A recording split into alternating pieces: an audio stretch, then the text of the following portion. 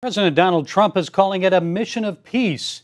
We're calling it historic. The North Korea summit in Singapore between Trump and North Korean leader Kim Jong-un could denuclearize the Korean peninsula. Well, joining me here on Facebook Live to look at the summit, which happens Monday night, that's tonight about 9 p.m. our time, is CBN's national security correspondent Eric Rosales and White House correspondent Ben Kennedy. Guys, thanks for joining me. So, Eric, is this just a meet and greet, or will both sides walk away with something? Well, I think they are going to walk away with something. They're going to walk away with making history. Let's face it, this is not the first and last meeting that's going to take place between President Trump and Kim Jong-un. This is going to be kind of a meet and greet where they're going to be able to really get to know each other, but also talk a little bit about denuclearization. The United States really drew a line in the sand and said that the only way that we're going to be meeting each other is if we do denuclearize the Korean Peninsula. And that's, in fact, is probably what's going to take place during the first meeting. Now, we talked a little bit about, Christian persecution and the human rights aspect that's taking place over in North Korea. I believe that those are going to be items that they're going to be talking about in further discussions with the Kim regime. So what you're saying, Eric, really this is going to be a series of meetings, very similar probably to Reagan and Gorbachev. It didn't happen over one meeting. Most definitely. Where they signed an agreement on nuclear arms. Ben, what is President Trump's goal for the meeting? Well, as Eric was talking about, Gary, denuclearization is the ultimate goal. He doesn't expect to sign anything concrete in tomorrow's meeting, which is in just a couple hours Singapore time. It's about 11:39 p.m. there, so I'm sure President Trump is getting some much-needed sleep before that historic meeting. But also he plans to talk about some things regarding his allies, South Korea and Japan. As you remember, Prime Minister Shinzo Abe was here at the White House last week, where he expressed concerns to President Trump not only about denuclearization, but also about short-range missiles that could target South Korea and in his country and Japan. And also he wants to address the 12 Japanese citizens that were abducted by the North Korea regime. Prime Minister Abe saw that the 3 Americans were recently released, a good gesture by dictator Kim Jong-un, and he hopes something very similar can happen for his people. And we heard President Trump say in the Rose Garden that, yes, in fact, he will discuss that with Kim Jong-un. Eric, Kim Jong-un and President Trump may have differing views on denuclearization. It means something different for each of them. Tell us what the difference is. Well, it certainly does. For the United States, of course, that means denuclearization all throughout the Korean Peninsula. But for the North Koreans, that also means, okay, if we're going to go ahead and do that, that's going to possibly mean that the United States is going to have to withdraw its troops out of South Korea and also do other things. And they're going to have to remove the sanctions. They're also going to have to remove and get humanitarian aid for the country of North Korea. But I have talked to my Pentagon sources, and even Secretary Mattis has said this, that in no way are we going to take any of our troops out of the South Korean area. Ben, I know some of the president's critics say he didn't do enough to prepare. And of course, as you mentioned, resting tonight, that's a good thing. I don't know about you, but I know that a long trip like that, you can get very jet lagged. Takes about 30 hours to get there. Yeah. But regarding his backgrounds, attending security briefings, some of his critics say he didn't do enough of that in preparation for the summit. What can you tell us? How prepared is this president to meet with Kim Jong-un? Well, President Trump says he's preparing for many months for this upcoming summit, particularly meeting with Secretary of State Mike Pompeo. You have to remember, Pompeo has met with dictator Kim Jong-un twice before, so he knows what he is like in a one-on-one setting. He knows what kind of person he is, his character. And you heard the president say last week, which he received a lot of flack from, I think the bite was cut a little short, was it's about attitude. Is North Korea willing to make these concessions? They want to be a player on the world stage. Right now, they're a rogue regime. And in order to do that, they need to give up their nuclear weapons in the Korean Peninsula. So I think with his meetings with Pompeo, and Pompeo has been briefing him pretty much and will continue to brief him up until the summit. So he is very well prepared from a perspective of who Kim Jong-un is as a person. We've asked him multiple times, the president, have you spoken to Kim Jong-un on the phone?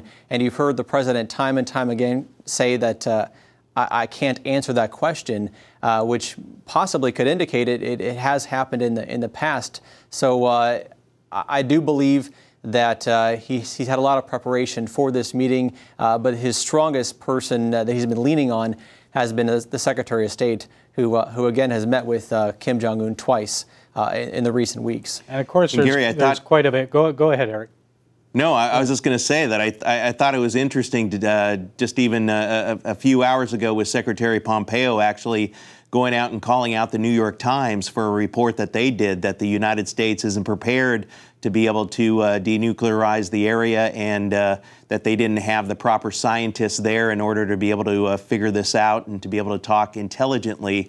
But yet Secretary Pompeo really set the left side straight and just basically said, hey, look, we have these people here, we're ready to do it, and this is what we're going to do, and this is why we are here for this summit. Eric, isn't that interesting? We didn't hear that from the media and critics of the president. Exactly. When think of President Obama negotiating on the Iran nuclear deal, we didn't hear that type of criticism, did we? That we weren't prepared. No, we certainly weren't didn't. Prepared, yes. So, Ben, how likely is it that the president will raise the issue of religious freedom to Kim? As you know, many of our viewers are interested in that issue. They've been praying a long time for North Korean Christians, at least 100,000, maybe 150,000 on the conservative side in North Korea, 30,000 in prison. So what do you think? He says his administration is committed to religious freedom. Will that be an issue? Gary, well, we continue to see President Trump turn to his faith time and time again. I do believe he will bring that up. North Korea is the #1 worst country for Christians and people of all faith being persecuted. President Trump knows this, and I do think he will bring that up. My colleague Eric has done several stories about many Christian groups trying to bring Bibles, trying to share the Word of God in North Korea, and risking their own life to do that. I believe President Trump is aware of that issue.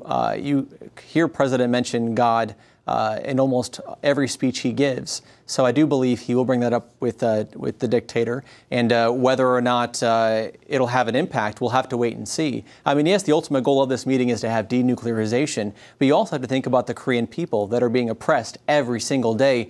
How will things change on the ground for them?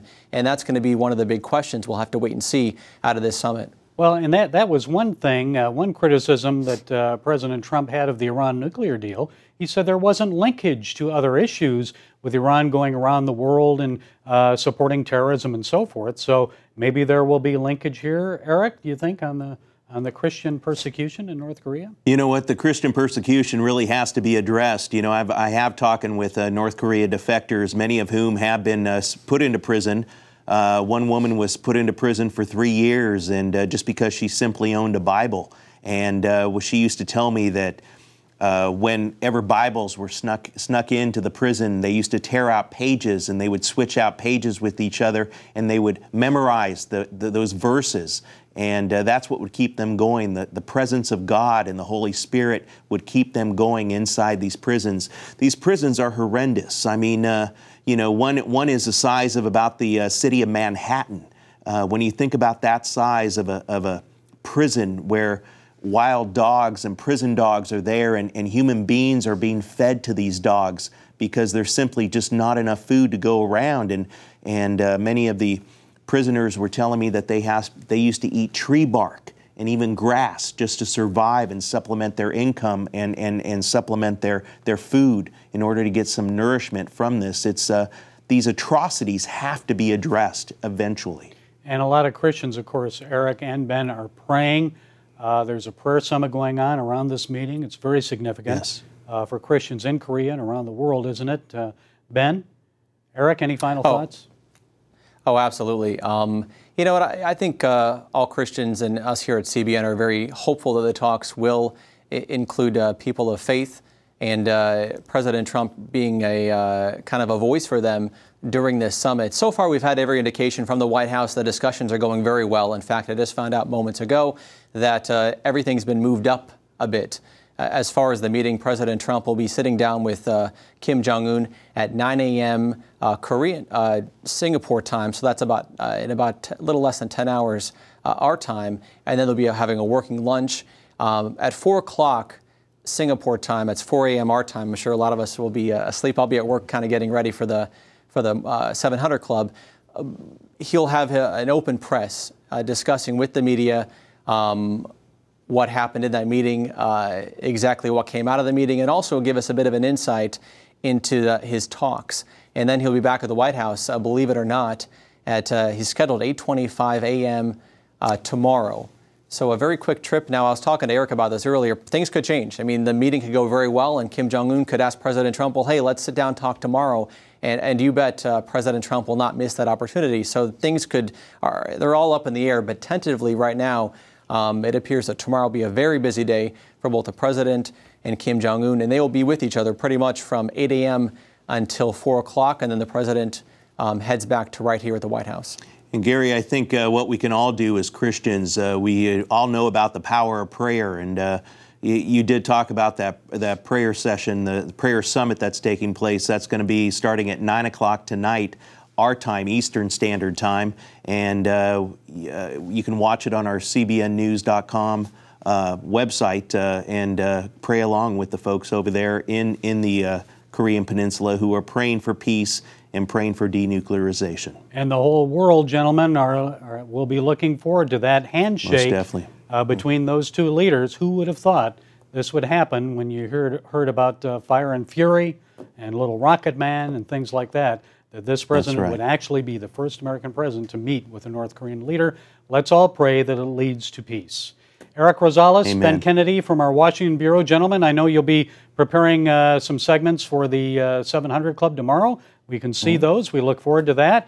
And we thank you for your insights. We know you'll stay on top of it. And you, our Facebook audience, please join us on CBNnews.com for continuing coverage of the summit Monday night, tonight, and full coverage on Tuesday's edition of the 700 Club, and also right here on Facebook. So God bless you. Thanks for being with us.